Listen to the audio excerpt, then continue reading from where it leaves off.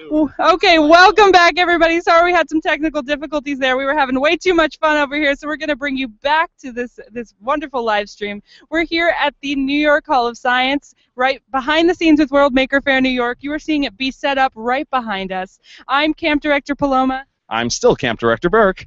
Thanks, Burke. So, Burke, what are we doing here? What are we going to see today? What's going on? Well, we have actually quite a few guests here today.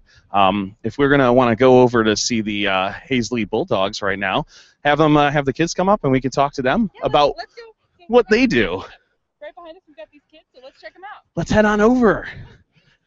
Hey there, everybody. How's it going? All right, so why don't you tell all the folks out there, what do you do? All right, so we're in SEP, so that's Software Engineering Pilot Program.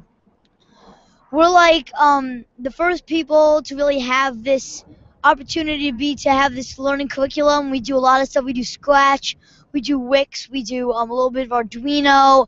Some of us work on different movie editors. We do popcorn. So we're like the nerdiest of the nerd. You're basically, there are people. They're with us. You guys are definitely with us on that. Now, what is some of the projects that you do month to month, week in and out? Like, what's one of your most recent projects? One of my most recent projects is actually, I would have to say the Scratch project that I did over the summer at Museum of the Moving Image Camp.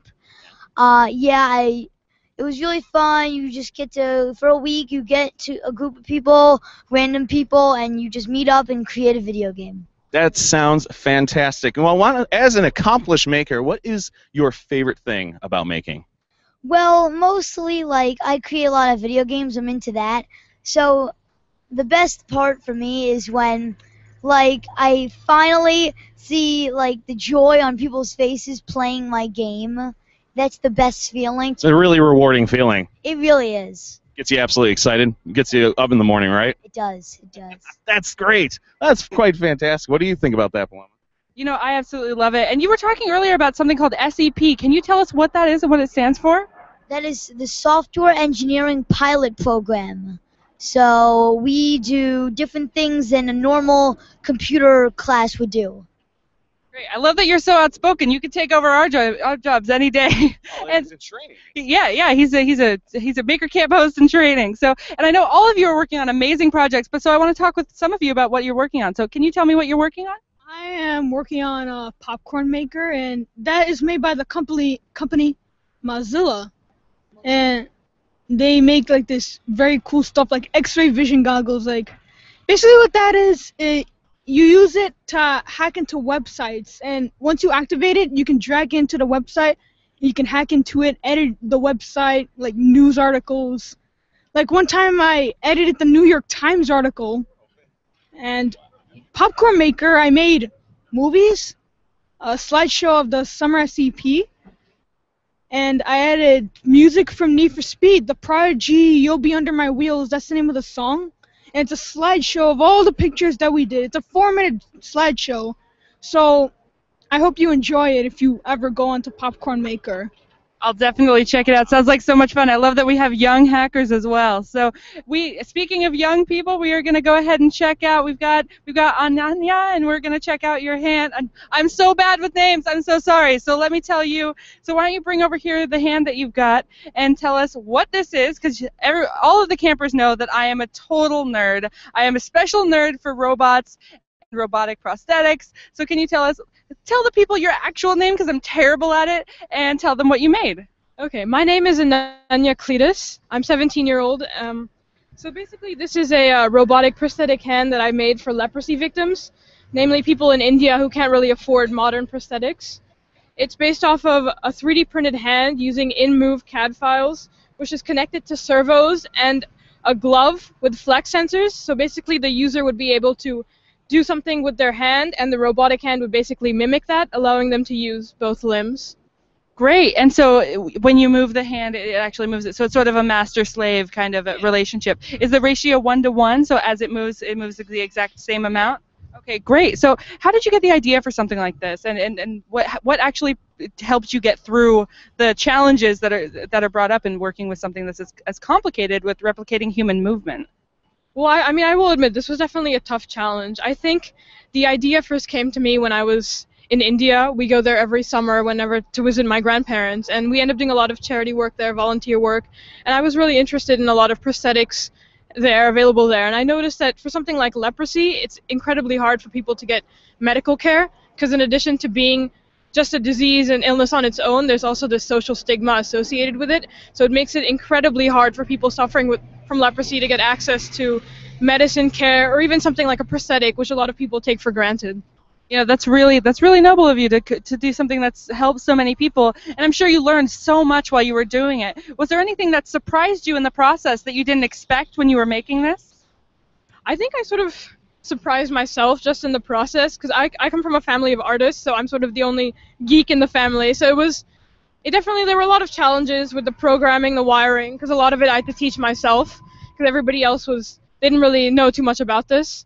So I think I sort of surprised myself by managing to finally finish the project, pull it off, and I'm really looking forward to further iterations of design and creating more and more prosthetics. Well, I can't see it. And can you tell us, for anybody joining us at Maker Faire, where they can see you if they want to learn more and talk with you about your project?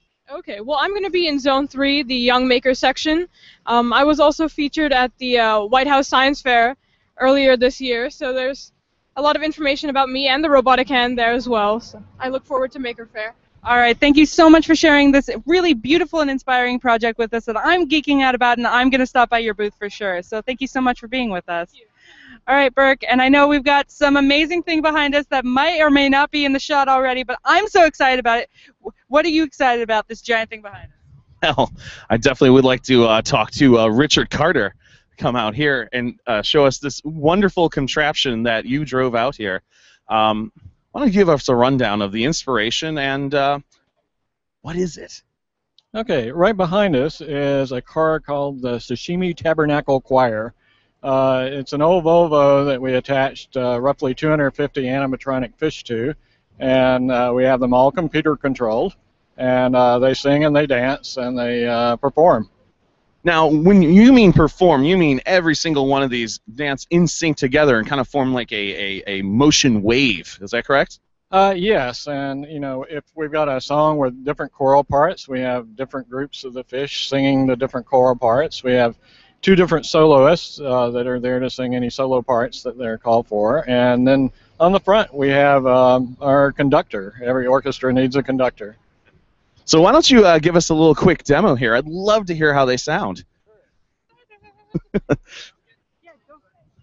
over there and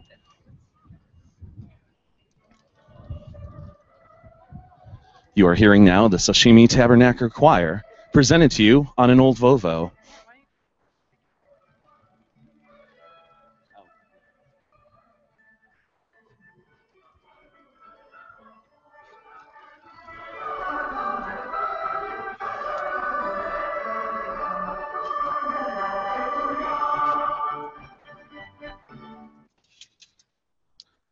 So how's the water out there? Doesn't seem to have much else to say about that. However, so good quick rundown of some of the control units you have back here. Okay, this all starts with a netbook computer that runs the software. It's all custom software. It's running Linux and is all written in C.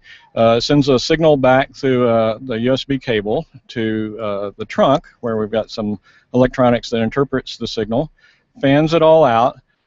We've got roughly 30 different channels that can be controlled, and that covers all the fish. When everything is moving at once, it's pulling roughly 200 amps.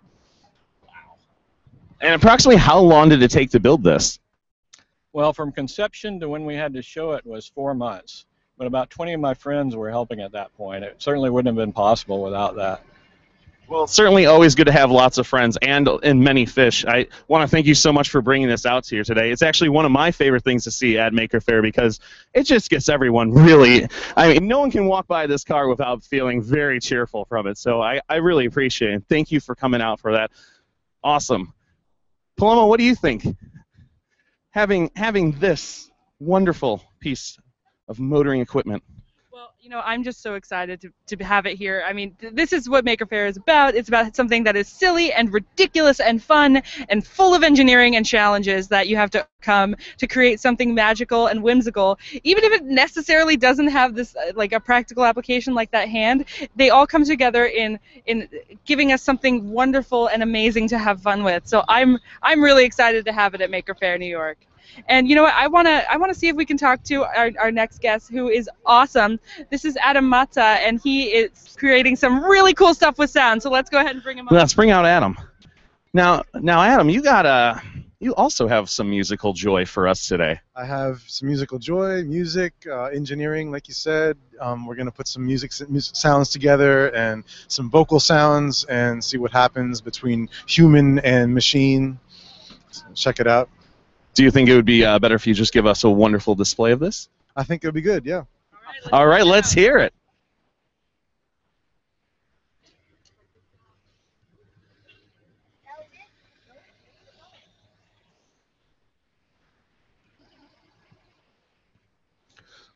As you can see here, it looks like he's setting up a bicycle wheel.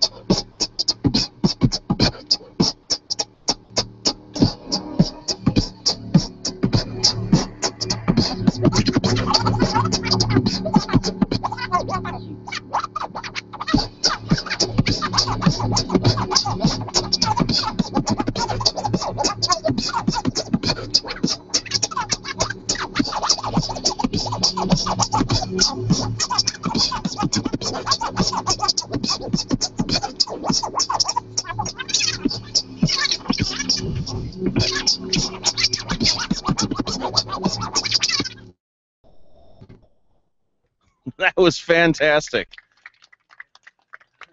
Now, I don't really, I never thought of using a bicycle to wheel that. So why don't you give us a rundown of how this works? So this is, I wanted to turn my bicycle into an instrument. I thought, I used to do tricks on my bike, and I wanted to have it make sound while I did that. And I thought about putting an audio tape loop around the wheel. I realized it might fall apart if I start to ride on it. So I remembered this old sculpture that Marcel Duchamp built in I think it was 18. He put a bike wheel in a stool. So I took his idea and I put audio tape around the edge of the rim. So if you look on the edge of the rim, there's audio tape from an old cassette tape. I'm not sure if people still remember what that is, but I certainly do. People before there was MP3s and iPods, you could listen to music on a Walkman. You just carried it around next to you, and you played a cassette tape in it. And this is how you walked around with your music with headphones. So I took the cassette tape, I took the tape out, and I put it on the rim. I took the playback head out of the Walkman and mounted it on the bottom. So when you move the wheel,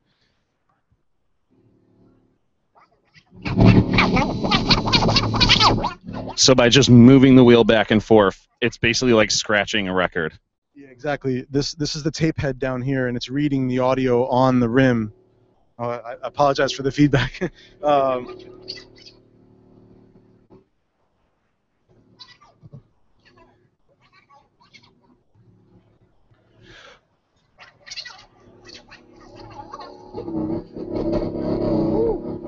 There might be somebody's cell phone in the nearby vicinity. It's probably one of us or something. But either way, absolutely fantastic, and it's really great to see someone take something like a bicycle wheel, repurpose it for something new, especially music. Have you built any other projects that are similar to this in this nature?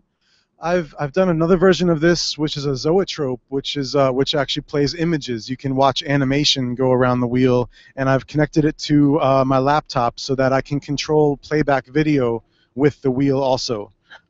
when you spin the wheel, it moves the video back and forth, and you can scratch video just like I'm scratching audio. That sounds like so much fun, and people can just walk up and just scratch along. Yeah, exactly. I've shown it in a couple galleries, and people can approach the wheel, move the wheel, and play the video and interact with it themselves.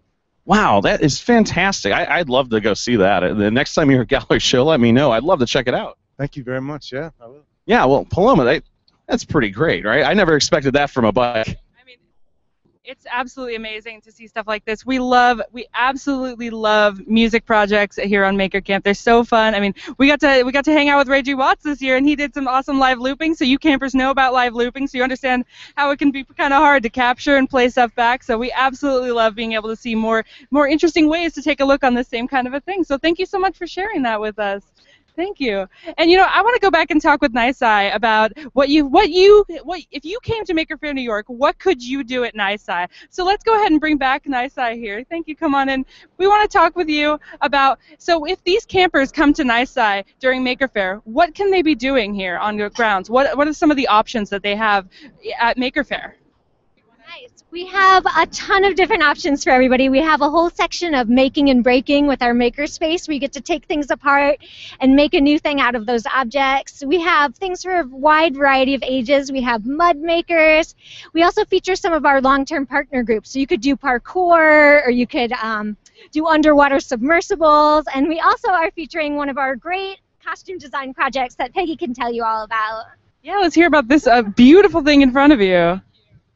Thank you. It was actually made by one of people who works in Design Lab, and what we're doing is giving kids an opportunity to make costumes like this out of crazy materials like cardboard or coffee filters or plastic tablecloth, and all kinds of lovely things, from full outfits on mannequins to smaller accent pieces like this glorious headpiece I have. We like things where kids do the making, and so the costume design gives us an opportunity to talk about 2D to 3D, pattern, curve, structure, form. It's a very rich topic, and it's kind of girly, which I like. I love it. I love it. And if you campers come to the World Maker Faire New York and you get to do this, you have to stop by the Make Tent to show me what you're doing. Now, we've got some questions that we are coming in from you, because there's so many wonderful campers that are coming in. So I want to just go ahead and fire these questions off at some of our amazing guests that we have today. So I want to ask you, what materials do you use to make your prosthetics? So I think it really differs for different prosthetics. For this one in particular, this is 3D printed using a MakerBot replicator. And what I have here is servos, which sort of act to move the fingers. I have fishing line to simulate what would be the joints in the fingers. And then this connects to a glove that has flex sensors sewn onto it. And the whole system runs on the Arduino platform. Wow, that looks so beautiful. And thank you so much, Amy, for that question. It's such a great one. And we also, Sullivan Squad wants to know, how long did it take you to build your hand? So for this particular piece, I think it took me about 5 or 6 months. The first part was basically working to 3D print the actual components of the hand and putting that together. And then the rest of the time was spent with the wiring and the programming and fine-tuning some of the joints that make the hand work. Beautiful. And what's it like to being able to build like anything that you can imagine? That's also coming from Ashley Sullivan. It's incredible. I love building things, whether it's using a 3D printer or laser engraver. Just being able to draw something and then have that come to life is just an incredible feeling. I want to extend this question to you as well, because I mean, this is something amazing to imagine. What's it like having this idea and being able to actually have it become a physical thing? Well, let me think about that. It's absolutely great. No, the capabilities of building things these days are just so wonderful. It's very easy to work with small computers. They're very inexpensive. You have the ability to 3D print anything that you can imagine, things that would have been very hard to manufacture when I was younger. The sky is the limit on things like this. And if you want to make the world better, you can do it. If you want to make the world a little bit funnier place, you can do it. All you have to do is decide to do it and start. That's such a great idea, and you know what, I want to extend this question to you, and then I'll go back to the kids. So what is it like to being able to actually have this idea that you had in your head and have it come to fruition, which is, I mean, the theme of Maker Faire is having an idea and making something. So how does that feel, and what does that mean to you? It really is exciting when you have an idea. I was on the subway train, and the idea finally kind of crystallized in my mind, and I had this kind of eureka moment. And then it's really exciting to just go to the tool bench and put the project together, try it out, and see if it comes to life. And if it does, it's a really incredible feeling. I did study a little bit of engineering in school, and the one thing about engineering when you're experimenting, setup is about 75% of the process. You just got to get your tools and your skills down, and then let your imagination take you where you want to go. And it's a really incredible feeling to have your ideas come to life. That's a beautiful sentiment, and as a maker I can totally relate to all of those things, that it's just so beautiful to have that actual thing come from you, and just this idea that just becomes something in front of you is really fun. So campers, go after your projects for sure. And I want to go to some of the people that we have on site. Do any of you have questions for our guests? Oh, we've got a question over here. Hello. Hi, I'm Miss Stalvin Brackle. These are my makers. I'm a maker of makers, and we have to come to Maker Faire for homework. That's their homework assignment. And I wanted to ask the makers here, what would they recommend my kids ask them? Because they have to go around and ask. They're interviewing you guys. What would you want to hear from these kids? Ooh, great question. Okay, I'm gonna run back over here. So if you didn't hear the question, they're wondering what kind of questions do you want to know? What kinds, like when people come up to talk to you about your projects, what kind of things do you want them to ask you to find out more and to really engage with you at the fair? Well, I really like people who seem to be interested in building their own kind of thing. So I love it when people tell me about some of their own projects or ask for tips about how to go about certain things in their projects. And a lot of people I know have especially asked me how they would go about building something similar, and I love to give advice or help people out, give people tips, because some of these people seem really so interested in building, and I love that. Yeah, know that we're not scary people. You can come up and talk. So, and you?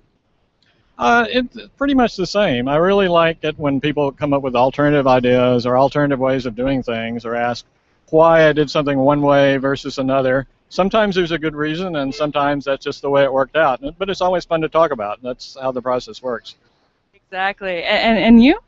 I like it when people ask, where I got the idea, what inspired me, and maybe we can connect over what inspires all of us. Where do we get our ideas from, and what gets us all excited? Is it bike riding? Is it cooking? Is it so, and just seeing where those ideas take each other, take each other. So. Exactly. I totally relate with that. Campers, when you come to Maker Faire, this is open source. It's a place where you can talk and where you can really just engage with everyone around you. Everyone is so excited to share their project, to share their passion. So definitely come up and talk to everyone about what they're doing. And speaking of that, please come up and talk to me. I'm going to be at the Make Tent, which is literally right behind us. You can come see the counselors that you saw all summer. You can see the camp directors. I'll be there. Burke might be there, and Sam will definitely be there. So you should come and see us. I'll be doing costume makeup. There'll be projects that you saw during Maker Camp. So please come up and say hi and check out World Maker Faire New York. It is just so fun. Burke? Yeah, come on out. We're here tomorrow and Sunday. It's going to be an absolute blast. Yeah, I'll be in Zone 2. I won't be over by the tent, but I'll be in Zone 2 with tiny electric cars. We should say goodbye to everyone out there. Why don't you send us off? Say, go making. Go making. All together, all together. Go making! Yes.